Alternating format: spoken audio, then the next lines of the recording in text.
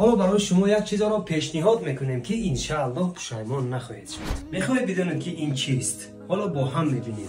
قرآن روشکگی یکی زبانی دری دارد. زبان فارسی لهجه ایرانی بوده، اما زبان دری لهجه تاجیک و افغان است. حالا با هم میبینیم.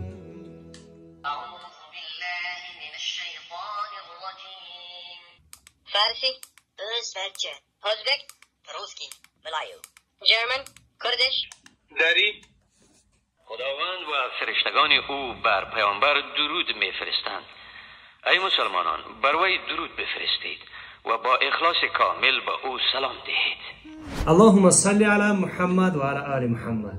قرآن روشکگی با زبان دری، هدیه برای نزدیکان شما. برای دسترس کردن به رقم‌های زیر نوار الحمدلله مراجعت کنید.